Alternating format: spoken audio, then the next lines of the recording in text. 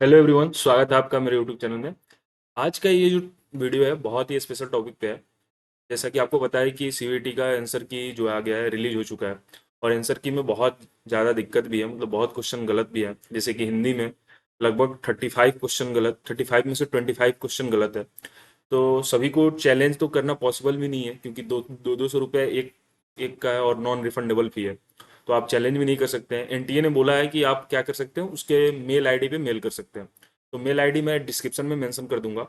और उसके बाद क्या बात करना था कि सभी बच्चे सुबह से ही परेशान है और मुझे मैसेज कर रहे हैं कि सर रॉ स्कोर हमारा इतना है, क्या हमें कॉलेज मिल जाएगा। कोई बच्चा मैसेज कर रहा है 200 है, कोई 300 है, कोई 500 है। तो सर क्या मुझे कॉलेज मिल जाएगा, डीयू का बेस्ट कॉलेज या बीएचयू का बेस्ट कॉलेज। तो देखो भाई, रॉ स्कोर पे कुछ नहीं पता चलता। एनटीए स्कोर होता है वो उस पे पता चलता है। एनटीए स्कोर क्या होता है कि जो आपका अलग अलग शिफ्ट में आपसे एग्जाम लिया गया है। तो किसी शिफ्ट में हो सकता है कि इजी पेपर आया हो और किसी शिफ्ट में हो सकता है हार्ड पेपर आया हो। एग्जाम्पल के तौर पे समझते हैं कि जैसे मान लो किसी का 18 को एग्जाम हुआ हो, चाहे अभी 1 जुलाई चल रहा है तो 1 जुलाई को एग्जाम हुआ। और किसी का 2 जुलाई को एग्जाम हुआ। तो 1 जुलाई को जो एग्जाम हुआ उसका क्या था कि इजी पेपर था। तो इजी पेपर था तो उसने क्या किया, 200 में 200 स्कोर कर लिया, ठीक है। और किसी का 2 जुलाई को जब एग्जाम हुआ तो उसने क्या, उसका पेपर हार्ड था। वो स्कोर कितना कर पाया, 160 स्कोर कर पाया। तो ऐसे अगर हम इस आधार पे अगर हम किसी को कॉलेज अलॉट करेंगे तो जो बच्चा 2 जुलाई को दिया था उसके साथ तो गलत हो गया ना। तो इसलिए क्या करती है एनटीए, नॉर्मलाइज स्कोर निकालती है। स्कोर को सभी को नॉर्मलाइज करती है, ताकि मतलब एक तो पेपर के आधार पर नॉर्मलाइज करती है कि पेपर हार्ड या उसका इजी था। उसके बाद शिफ्ट के अनुसार भी होता है, ठीक है। तो पहले अभी नॉर्मलाइज स्कोर आएगा, उसके बाद ही आप पता कर सकते हो कि आपको कौन सा कॉलेज मिलेगा। दूसरी बात कि कम स्कोर पे भी पिछले साल कॉलेज मिले हुए हैं। और बाकी लोग जैसे यूट्यूब पे बहुत सारे लोग वीडियो बना रहे हैं कि हाँ इतना आ गया तुम्हारा तो ये कॉलेज मिल जाएगा। तो देखो उनका वीडियो का कोई आधार नहीं है। कोई भी चीज़ होता है तो उसको प्रिडिक्शन करते हैं। अब जैसे वो तो एस्ट्रोलॉजर है नहीं, ठीक है, कि वो भविष्यवाणी बता दे कि तुम्हें डीयू मिल रहा है या बीएचयू मिल रहा है। अगर ऐसा बात है तो फिर तुम जाओ बगल में मंदिर में जाओ, फिर उनसे दिखा लो हाथ। तो बात यही है कि यूट्यूब पे वो बस अपना वीडियो बना रहे हैं ताकि उनको व्यू बढ़े और वो वॉच आवर बढ़े।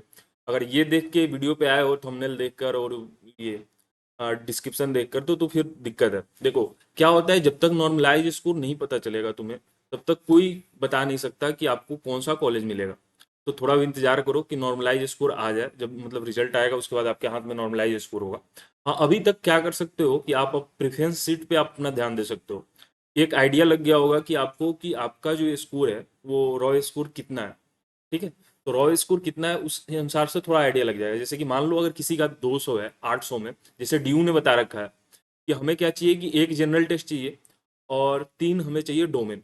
तो टोटल नंबर कितना हो गया, 800 हो गया। मतलब 800 में से टोटल मान लो तुमने 4-5 डोमेन दे रखा है, तो तुमसे 5 डोमेन में से 3 बेस्ट डोमेन चूज करेगा। और वो भी 3 कौन बेस्ट डोमेन चूज करेगा, जो तुम्हारे 12th में वो तुमने ले रखा हो सब्जेक्ट।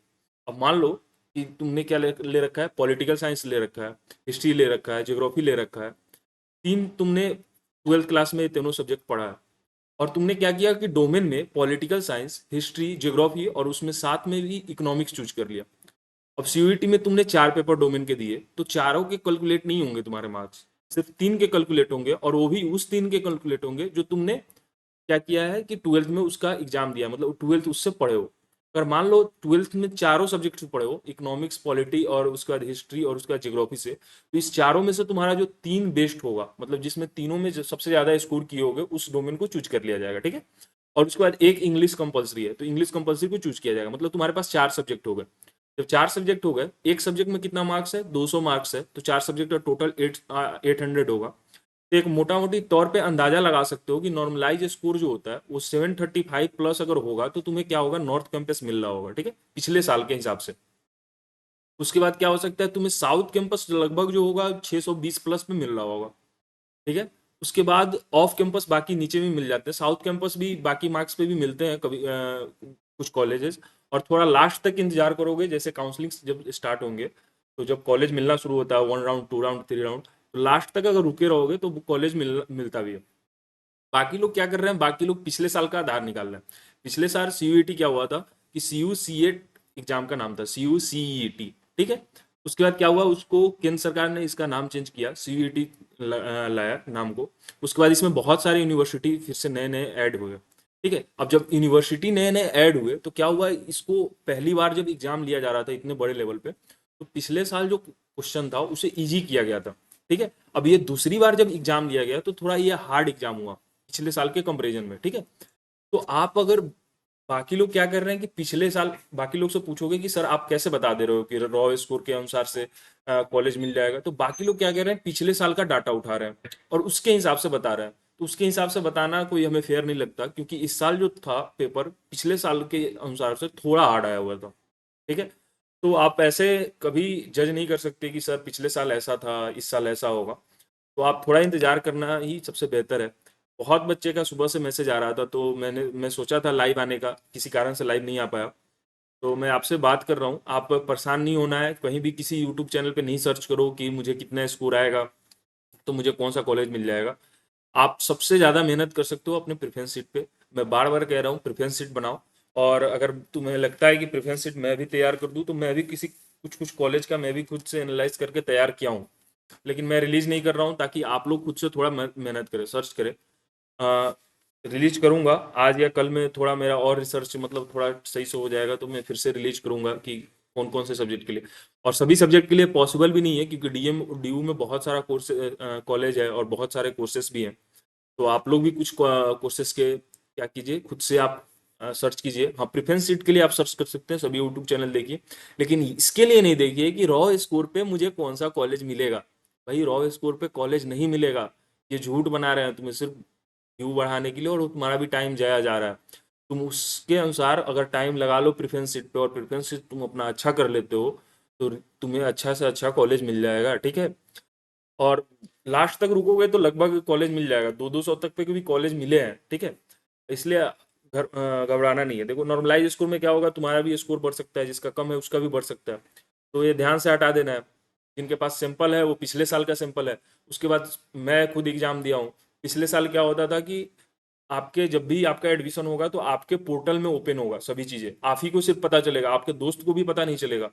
तो आपके कोचिंग संस्था को कैसे पता चलेगा, आप खुद बताओगे तब तो बहुत सारे बच्चे पढ़ते हैं उसके बाद वो बताते भी नहीं है कि उनका रिजल्ट कितना आया। ठीक है, तो समझ रहे हो। तो जो उनका सैंपल साइज है पहले से, जो पिछले साल के आधार पे वो बता रहे हैं, सैंपल साइज ही उनका गलत है। अगर पता करोगे तो उनको पता चलेगा कि लगभग जितने बच्चों का एडमिशन हुआ उसमें से 1 से 2% का सैंपल साइज है उनके पास। तो 1 से 2% सैंपल साइज पे आप किसी का भी पता नहीं कर सकते हो। इसलिए रिलैक्स रहो, चिल करो। ठीक है। तुम्हारे पास अभी ऑप्शन है, नॉर्मलाइज स्कोर आने दो, प्रेफरेंस सीट बनाओ, अच्छे से प्रेफरेंस सीट बढ़ोगे, तुम्हारा कॉलेज मिलने का चांस ज़्यादा अच्छे से हो जाएगा। ठीक है। उसके बाद क्या करना है आपको कि अगर ये नहीं हो पाता है, अगर लास्टली कॉलेज भी नहीं मिल पाता है, तो आप बैकअप के लिए ओपन यूनिवर्सिटी जैसे इग्नू है, ऐसी बहुत सारे ओपन यूनिवर्सिटी जो कोर्स प्रोवाइड करते हो उसमें एडमिशन ले सकते हो, ताकि तुम्हारा सेशन लेट ना हो, मतलब सेशन 1 साल बैक ना हो, इसलिए तुम बैकअप में एडमिशन ले सकते हो। नहीं तो नेक्स्ट ईयर के लिए तैयारी किया जाएगा, इसमें क्या है, इतना सोचना नहीं है कि बस नहीं हुआ तो कुछ नहीं हुआ। नहीं हुआ तो कोई बड़ी बात नहीं है, ये छोटा सा एग्जाम है, कोई बड़ी बात नहीं है इससे। ठीक है। मुझे भी मिला हुआ था कॉलेज, मैं भी कॉलेज छोड़ा हूँ। वहाँ का माहौल सही नहीं लगा। ऐसा नहीं है कि सभी कॉलेज तुमको मिलेगा वहाँ का, तुम वहाँ पे फिट बैठ पाओ, शायद तुम ही फिट बैठ नहीं पाओ, तुम्हें अच्छा कॉलेज मिल जाए, तो ऐसा भी होता है। लेकिन हाँ, कोशिश करना है, लास्ट राउंड तक रुकना है, मैं कहूँगा सभी को, ताकि आप ही सभी को अच्छा कॉलेज मिल जाए। अगर लास्ट राउंड तक रुकोगे, अब मुझे फर्स्ट राउंड में ही ड्यू अलॉट हुआ था, बहुत बच्चों का लास्ट राउंड तक ही, हुआ था। मेरे ही कितने फ्रेंड थे उनको लास्ट राउंड तक मिल गया था अच्छे अच्छे कॉलेज, और अभी भी पढ़ रहे हैं अच्छे कॉलेजों में। तो लास्ट राउंड तक रुकोगे तो वो मिल जाएगा। बाद में फिर से एक और आता है, वो शायद लेटरल एंट्री करके होता है, फिर से राउंड होता है। जब पूरा राउंड खत्म हो जाता है फिर उसमें भी मेरे दोस्तों को अभी एडमिशन मिला हुआ है। तो बहुत सारे कोर्सेस हैं। हाँ, प्रेफरेंस सीट में एक कर सकते हो, max to max course choose करो और मैक्स टू मैक्स कॉलेज को फिलअप करो। बीएचयू का भी वही हाल है। बीएचयू में भी तुम गेस नहीं कर सकते कि तुम्हें कौन सा कॉलेज मिलेगा, तो मतलब मेन कैंपस या ऑफ कैंपस थोड़ा थोड़ा बस आइडिया लग जाएगा, इसलिए थोड़ा सा इंतजार कीजिए। रॉ स्कोर पे ध्यान नहीं देना है। और अगर आपको वीडियो अच्छा लगा हो तो वीडियो को लाइक कर देना है, और कमेंट में बताएंगे कि थोड़ा रिलैक्स हुए कि नहीं हुए। ठीक है। और आपको अगर ऐसा कोई भी दिक्कत होता हो तो आप मुझे मैसेज करें, मेरे इंस्टाग्राम पे भी आप मैसेज कर सकते हैं, इंस्टाग्राम का लिंक डिस्क्रिप्शन में होगा। या आप किसी वीडियो के कमेंट में भी बता सकते हैं, या मुझे आप व्हाट्सएप पे भी बता सकते हैं। व्हाट्सएप नंबर मैं बता रहा हूँ, 2-3 दिनों के लिए व्हाट्सएप नंबर बनाया हूँ ताकि आप लोगों से बात कर सकूँ। आप लोग बहुत दिक्कत में है अभी, ऐसा मैं समझ सकता हूँ, पिछले साल मेरे साथ भी ऐसे ही हुआ था। हम लोग भी बार बार जब यूट्यूब पे सर्च कर रहे थे कि इतना में होगा कि नहीं, इतना में होगा कि नहीं, और सुबह से शाम तक एक आदमी वीडियो बनाया जा रहा है, उसमें यही बता रहा है कि इतना में हो जाएगा तुम्हारा, इतना में नहीं होगा, इतना में हो जाएगा, इतना में नहीं होगा, लाइव में चल रहा है, यही सब चल रहा है। और लास्ट में क्या पता चला कि हमको जिसने बोला था कि नहीं होगा, और मेरा सबसे पहले हो गया। ठीक है, मैं भी ज़्यादा अच्छा स्कोर नहीं किया था, लेकिन ठीक ठाक किया था, और हुआ भी नॉर्थ कैंपस में हो गया। तो मैं ये सब डिस्क्लोज नहीं करना चाहता। तो ऐसा नहीं है, वो कुछ बाबा टाइप के लोग नहीं, बाबा नहीं है, और उनके पास सैंपल भी कुछ नहीं है। तो ऐसे ही वो भी बकबकाते रहते हैं ताकि उनका भी व्यू वो बढ़े। मैं ईमानदारी से कहता हूँ कि अभी जो बता रहा है वो सब गलत बता रहा है, इसलिए रिलैक्स करो, चिल करो, मजे करो, आराम से पेप्सी वेप्सी लाओ, पियो, मस्ती से मजे करो, ठीक है। और उसके बाद नॉर्मलाइज स्कोर आए तो फिर उसके बाद कॉलेज का डिसाइड होगा। और कोई भी दिक्कत होता है तो तुम मुझे मैसेज करो, मैं व्हाट्सएप नंबर बता देता हूँ, 8298643286। आप इस पे व्हाट्सएप पे मैसेज करो, अगर कोई भी दिक्कत होगा, आपको सीवीटी से रिलेटेड कोई भी दिक्कत हो तो आप इस पे मैसेज करो। और मैं सभी बच्चों को कहूँगा कि देखो, जो सीवीटी का जो मैं ईमेल आईडी नीचे मेंशन कर दूंगा। सीवीटी का क्या हुआ है कि उन्होंने बताया है कि आप का जिनका क्वेश्चन गलत लग रहा है आपको, आप मुझे मेल करें। ठीक है, मेल में क्या क्या करना है आपको, मेल में आपको करना है कि अपना नाम होगा आपका, उसके बाद आपका जो ईमेल आईडी, जो रजिस्टर्ड ईमेल आईडी है सीवीटी से, वो होगा, रोल नंबर होगा, और ये सभी मेंशन करके क्वेश्चन आईडी वाइज मेंशन करना है। ठीक है, आप मेंशन करके उनको मेल करेंगे। ठीक है, तब तक के लिए धन्यवाद। आप मुझे मैसेज करें अगर आपको कोई भी ऐसा दिक्कत होता हो। चलिए, धन्यवाद।